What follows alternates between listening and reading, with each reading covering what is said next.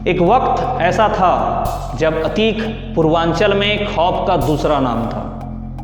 खौफ ऐसा था कि 10 जजों ने उसके केस की सुनवाई से खुद को अलग कर लिया था। खौफ इतना कि उसके खिलाफ चुनाव लड़ने से डरते थे नेता। पूर्व सांसद अतीक अहमद पिछले 6 सालों से भले ही गुजरात की साबरमती जेल में बंद हैं, लेकिन हाल में ही प्रयागराज में हुए उमेश पाल मर्डर के चलते वह फिर से चर्चा में है। दरअसल पूर्व विधायक राजू पाल की हत्या का उमेश मुख्य गवाह था और अतीक अहमद और उसका भाई अशरफ आरोपी है। इसके खिलाफ 100 से अधिक मुकदमे दर्ज हैं। नमस्कार, मैं उमेश कुमार झा और किस्से कहानियों में लेके आया हूं मैं बड़े माफियाओं के किस्से। और आज के एपिसोड में सबसे पहले कहानी अतीक अहमद की। साल 1989 की बात है। इलाहाबाद जो अब प्रयागराज है, वहाँ के चकिया का रहने वाला एक लड़का 10वीं क्लास में फेल हो गया। पिता फिरोज अहमद टांगा चलाकर परिवार चलाते थे। इसी बीच 17 साल का अतीक अहमद बदमाशों की संगत में पड़ गया। अब उस पर जल्दी अमीर बनने की सनक सवार होती है। इसी के चलते लूट, अपहरण और रंगदारी वसूलने जैसे वारदातों को अंजाम देते लगा। इसी साल अतीक पर हत्या का केस दर्ज हुआ। उस समय इलाहाबाद के पुराने शहर में चांद बाबा का खौफ बहुत हुआ करता था। पुलिस और राजनेता चांद बाबा से परेशान से थे। ऐसे में अतीक अहमद का दोनों का साथ मिला।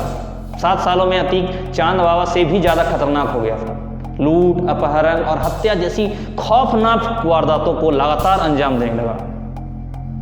जिस पुलिस ने अतीक को साह दे रखी थी, अब वही उसकी आंख की किरकिरी बन गया। 1986 में पुलिस उसे गिरफ्तार कर लेती है। हालांकि अतीक अपने रसूख का इस्तेमाल करता है और उस समय इलाहाबाद के कांग्रेस नेता से संपर्क करता है। नेताजी की दिल्ली तक पहुंच थी और काम हो गया। दिल्ली से फोन आया और अतीक जेल से बाहर। अपराध की दुनिया में अब अतीक बड़ा नाम बन चुका था। साल 1989 जब राजनीति में उतरता है और शहर की पश्चिमी सीट से विधानसभा चुनाव लड़ने का ऐलान करता है। इस बार मुकाबला था चिर प्रतिद्वंदी चांद बाबा से। ऐसे में गैंगवार तो होना ही था। इसमें भी अतीक ने बाजी मारी और अपनी दहशत के चलते चुनाव जीत गया। कुछ महीनों बाद बीच चौराहे पर दिन दहाड़े चांद बाबा की हत्या हो गई। अब तो पूरे पूर्वांचल में अपराधी अतीक के नाम का बोलबाला था।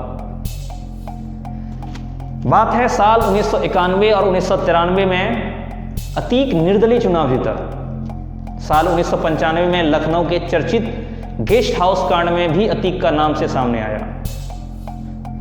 साल 1996 में सपा के टिकट पर विधायक बना। साल 1999 में अपना दल के टिकट पर प्रतापगढ़ से चुनाव लड़ा और हार गया। फिर 2002 में फिर अपनी पुरानी इलाहाबाद पश्चिमी सीट में 5वीं बार विधायक बना।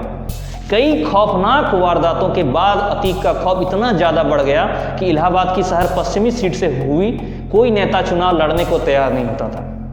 पार्टियां टिकट देती थी तो नेता लौटा दिया करते थे। साल 2004 के लोकसभा चुनाव में अतीक अहमद सपा के टिकट पर यूपी की फूलपुर सीट से चुनाव जीतता है। उस वक्त अतीक अहमद पश्चिम सीट से विधायक था। सांसद बनने पर विधायकी छोड़नी पड़ी। उपचुनाव हुआ। सपा ने अतीक के छोटे भाई अशरफ को उम्मीदवार बनाया। इस बीच अतीक ने दायां हाथ माने जाने वाले राजू पाल ने अपने बसपा के टिकट पर चुनाव लड़ने का ऐलान किया और अक्टूबर 2004 में राजू पाल चुनाव जीत जाता है। पहली बार अतीक अपने ही इलाके में टक्कर मिली। अब बात रसूख की थी। विधायक बनने के 3 महीने बाद 15 जनवरी 2005 में राजू पाल ने पूजा पाल से शादी कर ली। शादी के ठीक 10 दिन बाद 25 जनवरी 2005 में राजू पाल की हत्या कर दी गई। इस हत्याकांड में अतीक अहमद और अशरफ का नाम सामने आया। साल 2005 में विधायक राजू पाल हत्याकांड के बाद अतीक अहमद का बुरा वक्त शुरू हो गया। साल 2007 में यूपी की सत्ता बदली। मायावती सूबे की मुखिया बन गई और सत्ता जाते ही सपा ने अतीक को पार्टी से बाहर निकाल दिया। सीएम बनते ही मायावती ने ऑपरेशन अतीक शुरू किया। 20,000 की इनाम रखकर अतीक को मोस्ट वांटेड घोषित किया गया। अतीक अहमद पर 100 से ज़्यादा आपराधिक मामले दर्ज हैं, जिनमें हत्या की कोशिश, किडनैपिंग, रंगदारी जैसे केस हैं। उसके ऊपर 1989 में चांद बाबा की हत्या, 2002 में नसन की हत्या, 2004 में मुरली मनोहर जोशी के करीबी बीजेपी नेता अशरफ की हत्या और 2005 में राजू पाल की हत्या का आरोप है। लगातार दर्ज हो रहे मुकदमे के कारण इस राजनीतिक करियर पर भी फुल स्टॉप लगने लगा। 2012 के यूपी विधानसभा चुनाव के वक्त अतीक अहमद जेल में ही था। साल 2012 में उसके चुनाव लड़ने के लिए इलाहाबाद हाई कोर्ट में जमानत के लिए अर्जी दी।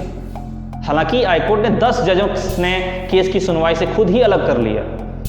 11वें जज ने सुनवाई की और अतीक अहमद को जमानत मिल गई। चुनाव में अतीक अहमद की हार हुई, उसे राजू पाल की पत्नी पूजा पाल ने हरा दिया था। 2004 की लोकसभा चुनाव में भी उसने समाजवादी पार्टी के टिकट पर श्रावस्ती सीट से चुनाव लड़ा, लेकिन बीजेपी के दहन मिश्रा ने हार दी। इसके बाद 2019 के आम चुनाव में जेल से ही वाराणसी सीट पर मोदी के खिलाफ चुनाव लड़ा। इस बार जमानत जब्त हो गई। आज किस्से कहानी में इतना ही। फिर मिलेंगे आपसे हम अगले एपिसोड में एक नई कहानी के साथ। हमारा आज का ये वीडियो अगर आपको अच्छा लगे तो लाइक कीजिए, शेयर कीजिए। इस कहानी को लेके अपनी ओपिनियन कमेंट कीजिए और अगर आप नए हैं तो हमें सब्सक्राइब कीजिए, फॉलो कीजिए। धन्यवाद।